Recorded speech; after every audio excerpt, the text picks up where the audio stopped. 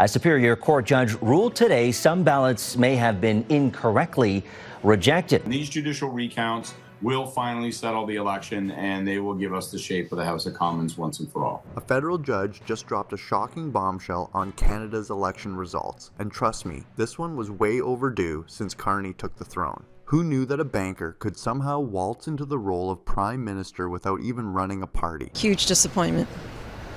I was hoping for change. Now, it's all starting to make sense how the Liberals pulled the ultimate PR stunt, playing with the public's emotions, and finally, the real reason behind it all is coming to light. Carney's performance, but more about giving themselves an option to be able to express their unhappiness with a leader. The judge's bombshell that rocked Canada's 2025 federal election wasn't just a minor hiccup. It's now the scandal everyone is talking about. Judicial recounts have been ordered in 11 ridings, each exposing the shocking fragility of Canada's electoral system. What was supposed to be a routine electoral process has spiraled into a mess, with allegations of miscounted ballots, wrong postal codes, and clerical errors now threatening to undo the results.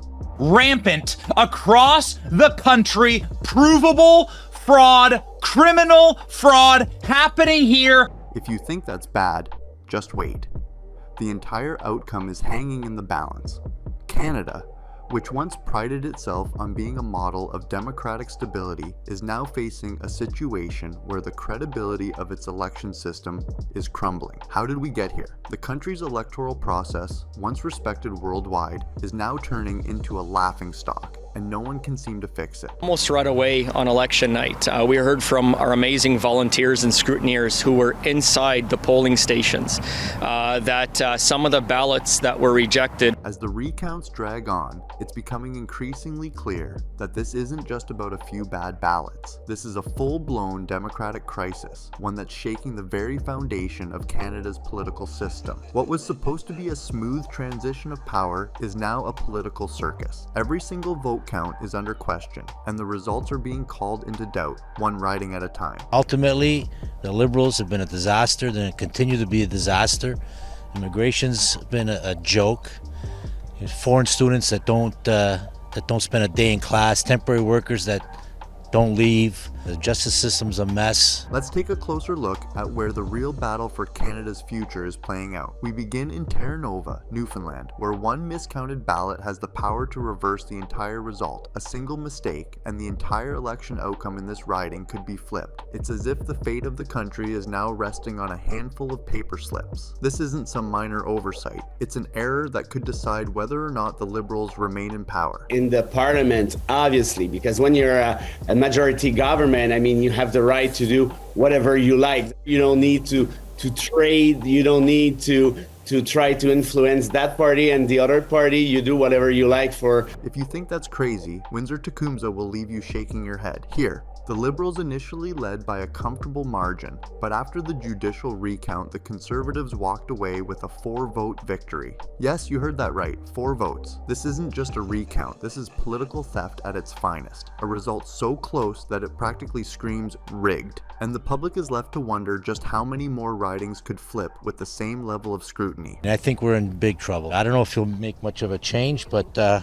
think we'll be back at the polls in a year's time. I honestly don't think this is sustainable. Over in Vancouver South, things aren't any better. Reports have surfaced about ghost voters, people whose names don't even match the number of ballots cast. How does this happen in the modern age, with all our supposedly secure voting systems? It's starting to feel like a bad episode of Scooby-Doo, with phantom voters showing up to cast their ballots. How can we trust the outcome when these kinds of irregularities are creeping into the process? If Canada's electoral system can't even keep track of who's voting, how can anyone take these results seriously? They won a minority government. But the biggest shocker is coming out of East Halton Hills, where a mysterious surge in Liberal votes during the advanced polling period has raised serious questions about vote manipulation. There was no increase in voter turnout, no demographic shifts. Nothing that would explain such a dramatic spike in support for the Liberals. And yet, somehow they saw a ballooning of support at the last minute. Was this a stroke of good luck for the Liberals, or something more sinister? It's starting to look less like an election and more like a rigged game, where the outcome is being decided behind closed doors. That the Quebec riding of Terrebonne has flipped to the Liberals. A judicial recount shows the Liberals have won the riding by just one single vote. Across the country, from Newfoundland to Vancouver, the narrative is the same: chaos. The results, which were once accepted without question, are now hanging by a thread. With each recount, more irregularities are exposed, and the trust in the system continues to erode. The bombshell ruling by the judge has done nothing but highlight the cracks in the system, cracks that are starting to look more like fault lines. What's worse is that these irregularities aren't isolated incidents. They're happening everywhere, and with the stakes so high, how can anyone be sure that the final result will be legitimate? He was not in Parliament a second. He's only just got into Parliament, so there's no record for him to actually worry about, and he was able to claim that he was a new government. There was a change of government. Mark Carney, once heralded as the adult in the room, a technocratic savior who would rescue Canada from the political mess left by Justin Trudeau, is now the butt of the joke. A former Bank of England governor, Carney was seen as the ideal candidate to stabilize the Liberals, steer Canada through economic turmoil, and win back trust from a disillusioned public. But instead, what we've seen since the 2025 federal election is utter chaos, and it's all unfolding around him. Oh my goodness, the polls are so much in favor of Mark Carney. Only 3 people are going to be voting for Pierre Poilievre, yet he sets historical records with 15,000 plus people at an Alberta rally.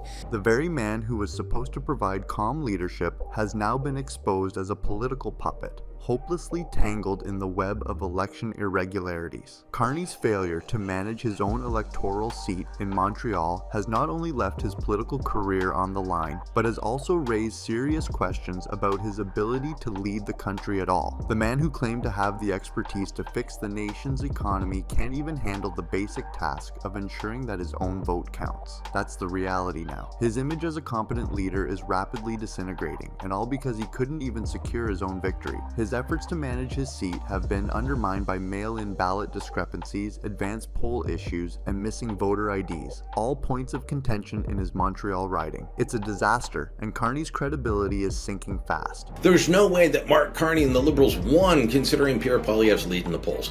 I don't believe that for a moment. Once regarded as a savior, the man who could come in and save the Liberals, Carney is now fighting to salvage what's left of his reputation. From a promising political figure to a man scrambling to contain the fallout, his political downfall has been swift and unforgiving. Carney's team has tried to put a positive spin on the election chaos, but the public isn't buying it. The lack of transparency surrounding his campaign and his failure to address critical issues head-on have left many wondering, where is the man who promised accountability and leadership? Parliament will continue. There will not be an election. That's how close we got shaved that day. So we've seen close circumstances like this before, but not often. Now, let's talk about the underbelly of Canada's democracy that has been revealed during this election. What happens when an election is built on fraud and electoral malpractice? Mark Carney's seat is under intense scrutiny for exactly that: fraud, malpractice, and a whole lot of irregularities that are too big to ignore.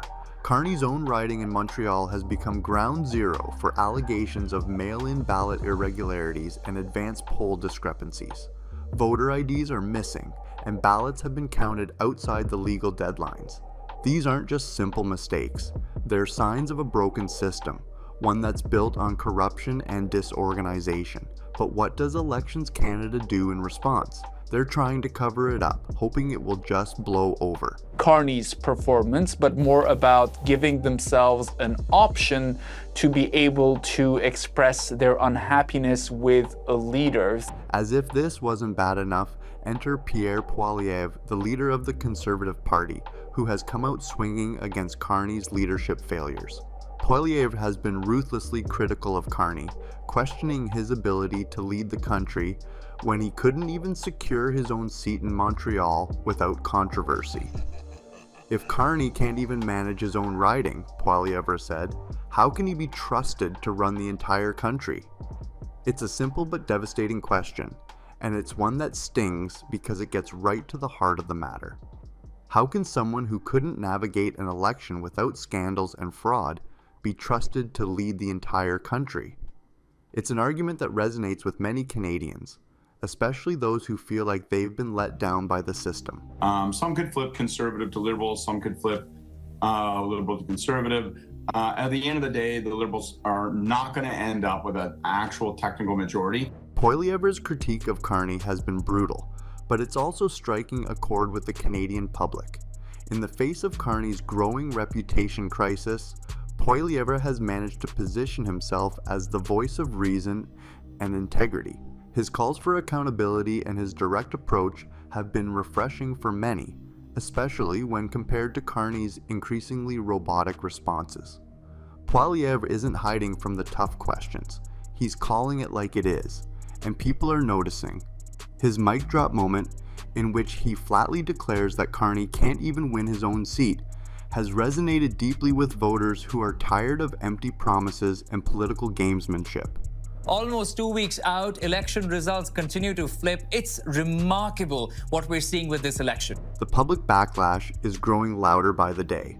With Carney's credibility shattered and his political opponents gaining momentum, it's becoming clear that Pierre Poilievre is capitalizing on the disarray in Liberal ranks. Real leadership is now being associated with Poilievre, who's unafraid to challenge the status quo and call out the failures of the ruling party. As Poilievre continues to gain ground, it's clear that he's positioning himself as the alternative to a leadership that's increasingly seen as ineffective and disconnected from the needs of the people. Carney's downfall has opened the door for a conservative takeover, and the growing public support for Poilievre is a reflection of the growing disillusionment with the Liberals. The more Carney hides, the more Poilievre shines, offering Canadians an alternative to the chaos and scandal of the current government. With every passing day, it's becoming harder to ignore the reality. Carney's political career is on the brink, and Pierre Poilievre is right there to step in and take control.